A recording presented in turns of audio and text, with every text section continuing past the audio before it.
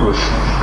Now a question is being expected from Mr. Suleiman. Yes, please. Hope you will not be late for your job. Come here and use the microphone. After you leave the program.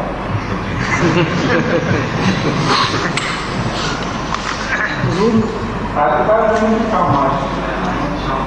I'm just seeing whether it's long enough or but just something I was told that you come. You see me?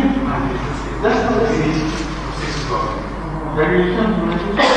Have you eaten? हुजूर की खिदमत में अर्ज़ है कि जब से हज़रत मुस्लिम मऊद रज़ी अल्लाह तआला अन्हु ने अल-फज़ल जारी फरमाया है, अखबार की पेशानी पर लिखी हुई अरबी की ये आयात होती हैं। हुजूर को ये इल्हाम हुई थी या कुरानी याद में हज़रत मुस्लिम मऊद इन्नल फ़ज़ला बियदिही युती मन यशाअ असाय बसर रब्बुका मक़ामम महमूदा। हज़रत मुस्लिम मऊद के मुतल्लिक़ कोई ख़ास पैगाम है या इसमें? These verses were not revealed to Hazrat Muslim Maud as far as I remember. They were chosen from the Holy Quran because the name was Al-Fazl, and these verses were related to the subject of Fazl, not Sayyid Fazl Ahmad.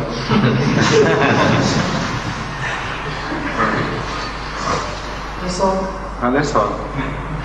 Was that all you wanted to ask? I wish I had given you opportunity yesterday because you had to wait so long for this opportunity. Please. अल्लाह ताला की 99 सिफात हैं। हज़रत मसीह मऊद अलैहिस्सलाम के जमात के मुतल्लिक़ कोई ख़ास सिफात कौन सी हैं जिनका जलवा जमात की तहरीर में बतौर निशान ज़ाहिर हो? Out of the 99 attributes, you want me to tell you which particular attributes are related to the present time and which are specially in operation with the advent of Ahmadiyyat. Is that the question?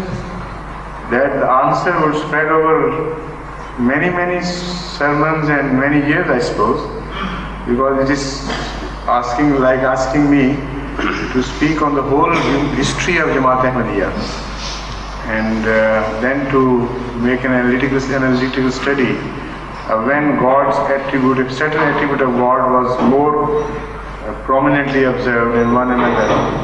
So this is no question, this is just like asking me to write history of Ahmadiyya. Please. Yes, please. So any questions, any other questions, please?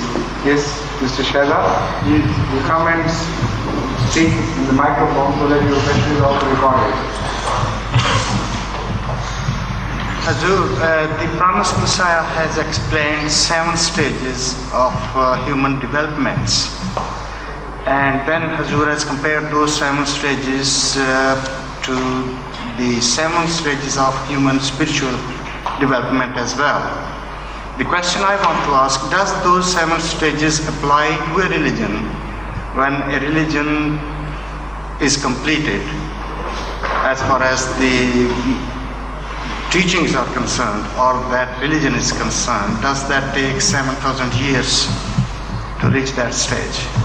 This question of 7,000 years is extending the thing too far, in fact. When you talk about a period of 7,000 years or 7 days or 7 nights, there are religious terminologies indicating a certain period with fixed developmental periods within, and it's meant only that. So you don't translate them into human countings and human years, because they are different things altogether. Moreover, if you also speak of 7,000 years periods of human history within our own concept of years, even then there is no sharp, hard and fast line to be drawn between the beginning of a 7,000 year era and the ending of the one. Because what happens is that for a particular 7,000 years, the development which takes place is much more long-rooted in history. And the ultimate 7,000 years which count, they are mentioned, but the whole history behind it, the preparatory history, is not mentioned because it's not worth mentioning. Only the final consummate stage of that development is mentioned in years. That can be understood if you consider the creation of man. Man was created, to the best of human knowledge, as a Homo sapien. He was created about a few 100,000 years ago. That is the maximum we can go back. While all that took for the preparation of man was so large in comparison to the creation of man itself, that the age of this world and its development is 4.5 billion or thereabout. 4.5 billion years. So the scientists compare it, those who know mathematics, in the form of 24-hour watch. They say, suppose this 4.5 billion period is concentrated into 24 hours, then the creation of man would be placed somewhere in the last second of the 24 hours.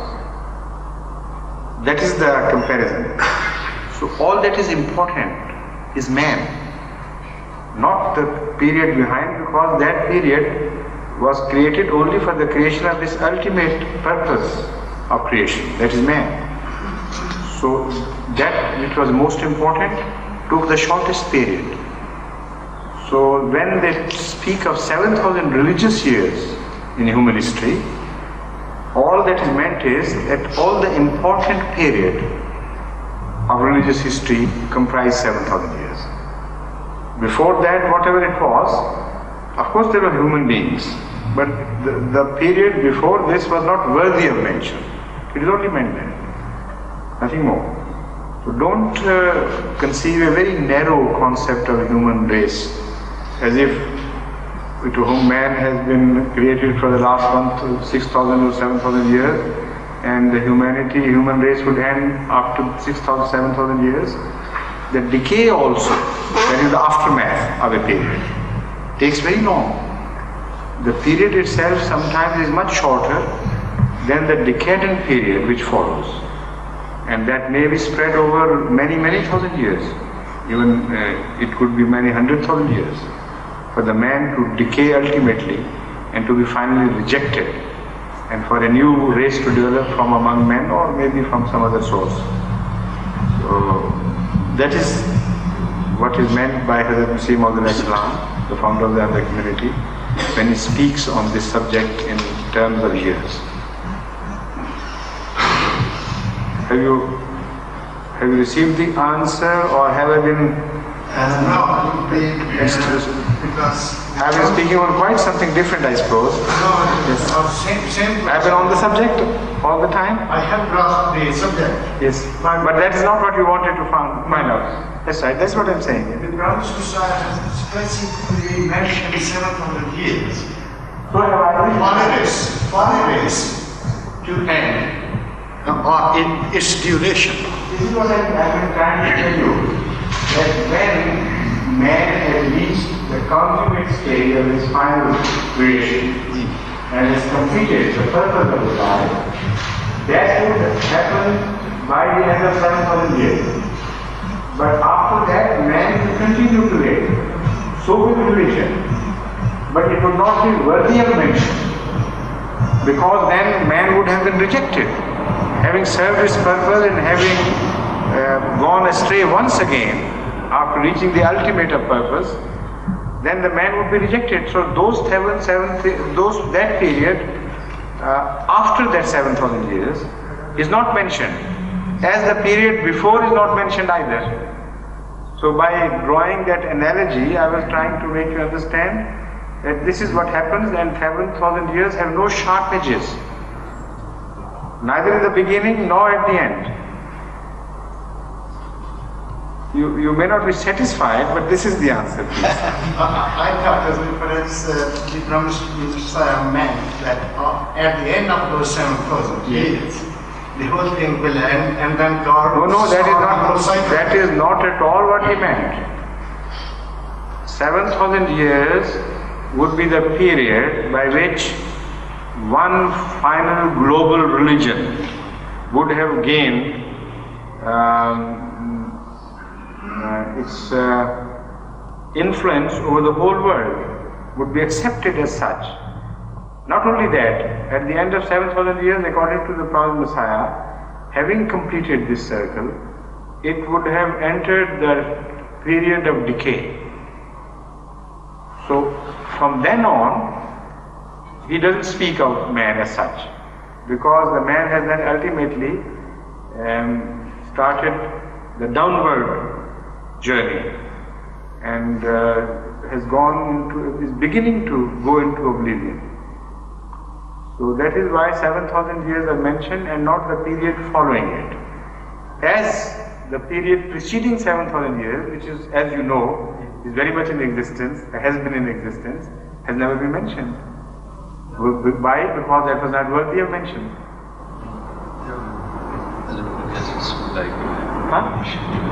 The guests. I should come and say goodbye. Yes, please. Shall I?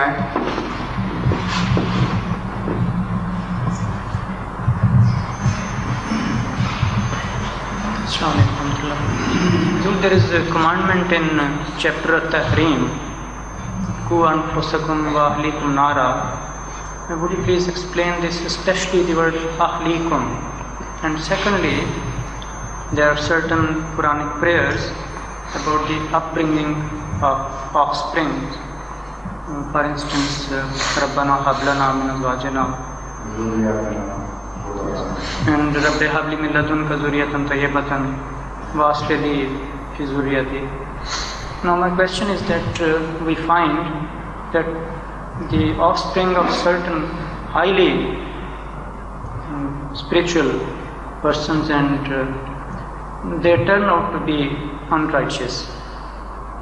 What could be the reason? Is it that because of certain negligence or due to lack of spiritual training?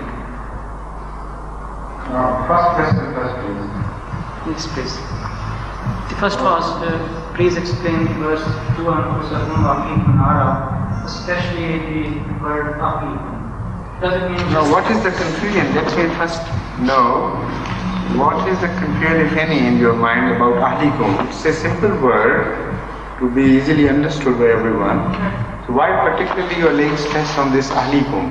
Does it only mean the children of a family or No. the whole family or entire family? The entire family under the guidance or protection or patronage of a person is largely speaking called ahl. So all the members of the family, even the servants if there are any, they would be under ahli, within the scope of ahli. So for which a certain person is responsible, who fall under his influence. The man is held responsible for all those who fall under his influence. And this word ahli is a very broad term used here in this context. So we can take the community as a whole as well. Of course, when the Quranic Kareem itself tells us, وَوَجَدَكَ عَائِلًا فَأَغْنَى, we found you a man with a very large family. So we made you, we provided you with enough to look after them. Here, it is not his own family which is mentioned at all. Here it is mentioned that you have given you a very large following. That is your family. So that is used in very broad sense in the Holy Quran itself. This is why by al we always interpret al as indicating the whole of the ummah, whole of the followers, of the true followers of Muhammad, not only his blood relations. So is that all? Yes. And now the second question, please. The second question regarding various Quranic prayers. regarding the upbringing of offspring spiritually.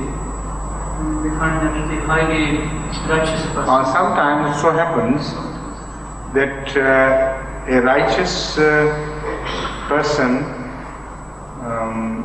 is so unfortunate that his son or daughter or some of his sons or daughters go astray and do not follow the path of the parents. Now this is a very complex question because it is a question about generalities, and the situations change from place to place and family to family, and no single answer can be given as to the true real reasons behind that going astray of the offspring, having been born provided the best of atmosphere. Now this changes. For example, in certain areas, in the past experience of Ahmadiyya, I particularly observed that the offsprings of very pious parents, or very pious Ahmadi men, I should say, had gone astray and ultimately broke their relation and contact with the community. For example, it is applicable to Bengal, Bangladesh in particular. It is also applicable to Northwest Frontier Province to a large extent. There was a time when very important and influential families had accepted Ahmadiyya, or their elders had accepted Ahmadiyya. And the Ahmadiyya spread like anything. It almost captured the imagination of the entire population, that is the nobles among them, the leaders among them. For example, in Northwest Province, you will find hardly a family whose elders had not accepted Ahmadiyya. But unfortunately, in most cases, if not all, of course not all, but in many cases, we found later on that the children became very much disinterested. Now, when I analyzed this situation through Damal Ahmadiyya once, it was many years ago. I employed Damal Ahmadiyya, Qaideen, etc. when I happened to be a Sadr, and I told them to investigate each case. Particularly, I wanted an answer to the question whether the mother of such families were also Ahmadis or non-Ahmadis. So I was surprised to find, but in fact I was half expecting it, that in each case the mother was non-Ahmadi. The father had accepted Ahmadiyya, the mother remained non-Ahmadi, and the father was not prudent enough to care for this and would not preach to his wife. Now, that was my first impression, that how imprudent of him to have neglected the wife and ultimately to have lost the whole family. Then later on I investigated further, and those of the fortunate families who had both the parents as Ahmadis, I contacted with them. And one family member who already had, were thinking on the same lines, they were also of the same mind. They helped me understand the phenomenon. They said what happened was a traditional habit of the Pathan of that time to consider his wife too low a thing to be taken seriously and equally on the same footing. So it will be a degrading for a Pathan, according to the members of that family, of that time particularly, to treat wife so equally as to try to convince her and go into debate with her about religious differences. The Khawanin would say it is far below us and the wife must follow. Willy-nilly she is following the same concept, same belief as we are holding. And the wife would never let them go, would never dare it, or was cunning enough not to make them realize that she was not following. So he told me that this is an experience we have found. He knew some families very closely, and in the childhood he was moving among them, And he said what happened was that when father was away, mother would breathe into the ears of their children that look here, you need this and you need that, and your father is spending all this money, wasting it on Jamaat Ahmadiyya and sending it to Qadian. And then she went into league with the mullah, and mullah was a menial in those days. Now he has become the overlord of everybody in Pakistan, but his real place, historical place in Pakistan has been that of a menial. So the mullah, who was always present there as a sort of servant, listening to his Lord's voice and following him in every respect, he was quietly, cunningly in league with the mother, and he poisoned the children against the father's religion. And the children would not dare to tell the father. They would go with him to the mosque, say the prayer and come back, and there was a complete lack of communication between the father and the mother on one hand and the father and the children on the other hand. So this resulted in a situation that when the father closed his eyes, the family went astray, the whole of it. While in those cases where mothers were also Ahmadi, the family remained steadfast in Ahmadiyyat and offered great sacrifices. So the impression received by some of the Punjabi Ahmadis that the Pathans are not loyal in this respect, and under trial they will go astray, and once they accepted Ahmadiyyat and ultimately they ran away, is totally wrong. Those who accepted Ahmadiyyat never turned their back on Ahmadiyyat.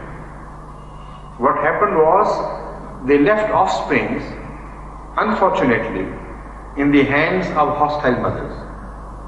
And it was these hostile mothers who ultimately did the damage and completed the rout. So that was the result of my study of Northwestern Frontier Province.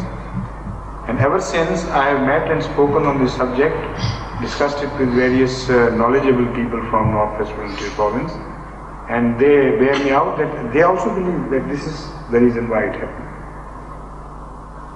Where both were together, both were pious and Ahmadis, committed Ahmadis, their children are very good Ahmadis.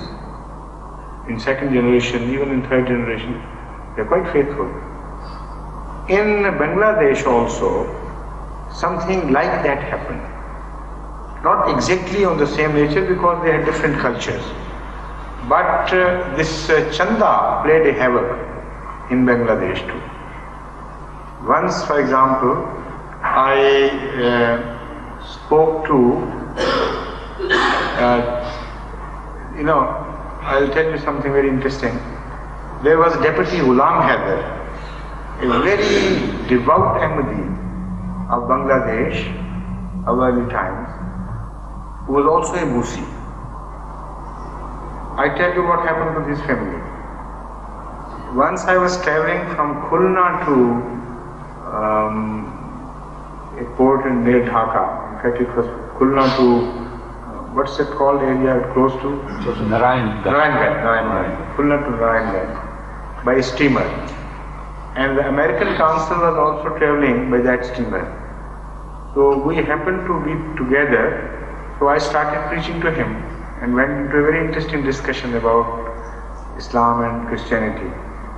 So there was a thorough gentleman, all tip-top, westernized gentleman, who was first sitting on the next table, then he started coming closer, listening to us, then, getting warmer and warmer. Ultimately, he requested me to be permitted to sit and participate.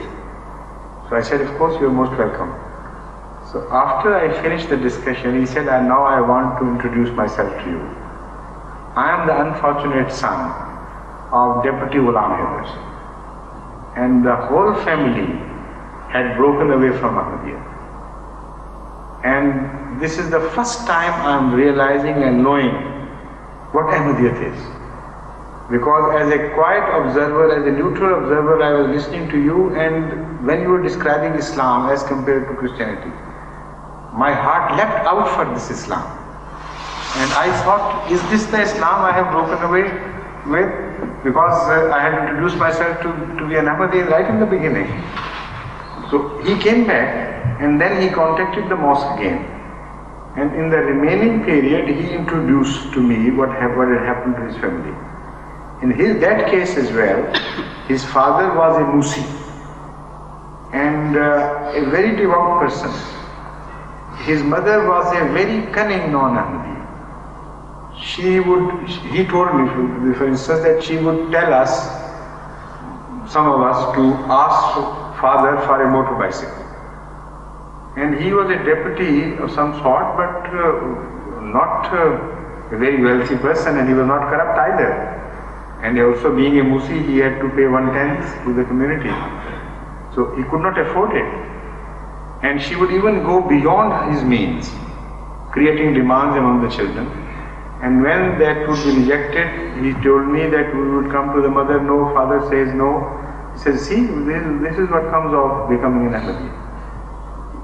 They are very treacherous people, these Ahmadis. They suck the money out like leeches, suck the blood of human beings, and they leave nothing for the poor children, and they are deprived of everything, and so on and so forth.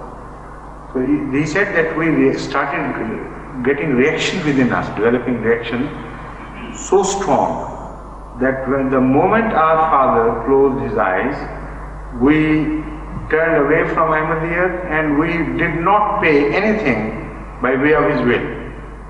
With the result that he was not buried as a Musi. And when he told me that, he was almost crying. He said, now I feel deep guilty conscience.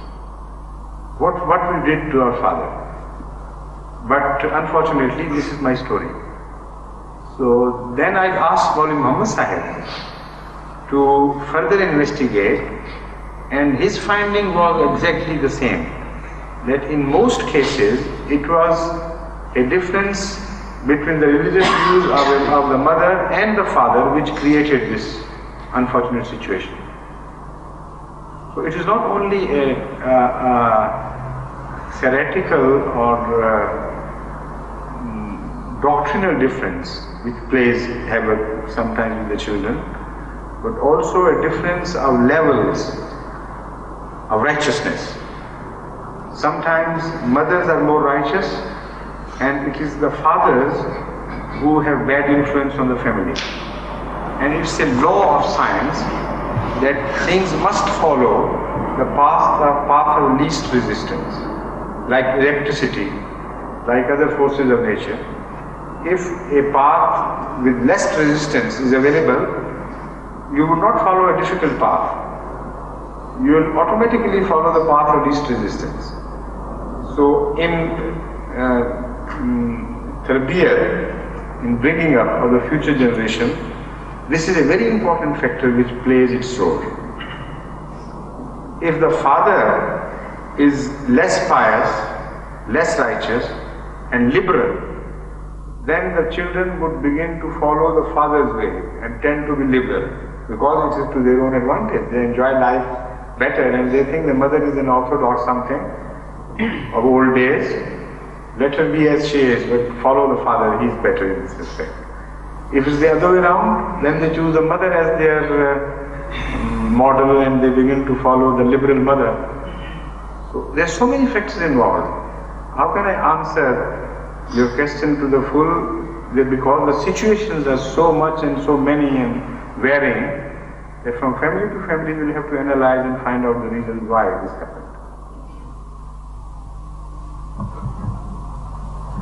One last question and then the prayer, please. Will you ask a question, please? Come forward.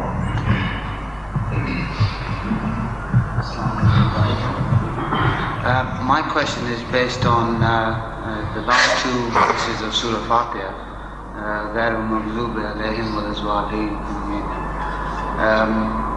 The promised Messiah had said that in that is a prophecy with regards to the state of the Muslim community as well, turning into like the Christians and the Jews. I would like to know what those facets are, what those facets as far as the Christians and the Jews are, that are within the Islamic community. And secondly, whether, because we continue to say Surah Fatiha in our prayers, whether that actually means that in the end, when the great majority of the world becomes Ahmadiyya, we will begin to deviate, and go towards that.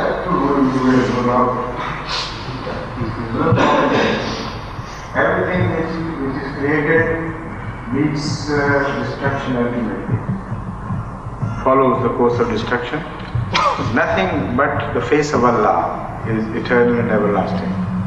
Even this universe, which is supposed to be indestructible by scientists, for example, they said the protons are indestructible, and now they have begun to discover that protons also have a life period, and so everything which comes to be is made to go away, to finish, to die. So how can Ahmadiyya be an exception? This is a natural phenomenon that will follow. But we must try to prolong life, and that is observable. This is what lies in our hands to a great extent. You can find sensible people who maintain their buildings well, who look after everything. The moment a drop of rain seeps through the roof, they go up and employ hard labor and make the repair and so on. Their houses live much, much longer than the houses of such people who are careless about their things. The same thing happens to cars, to bicycles, even to your shirts, your suits. Some last very long. I know some people whose shoes, for example, last so long that they don't know what to do about them. So Zufla Khan Sahib once told me that he had shoes, say, of 40 years standing, and ultimately someone threw them away without his permission. But he wouldn't part with them either. And I know a gentleman whose shoes break after every 6 months. However strong they should leather be or the company be, and the quality of the company, it doesn't matter. He simply would breaks them away and brings them to shatters, the way he uses them. So one can only wish and pray for a much longer period of our healthy stay in the universe. A healthy religious stay, a meaningful stay, so that we not only prolong life of Ahmadiyya, but prolong the meaningful life of Ahmadiyya. That would come our way ultimately, that I must tell you. And that death will ultimately be the death of mankind as such. Because this will be the final manifestation of religion.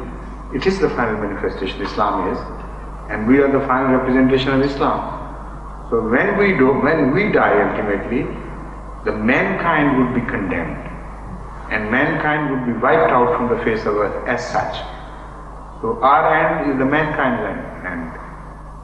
We are more responsible then we should be held more responsible than other people before us. Because when they died, only a tribe died, a system died, an age died. But when we will die, the whole mankind will die with us. So we must be very careful and feel responsible towards this and behave responsibly. Azan, please.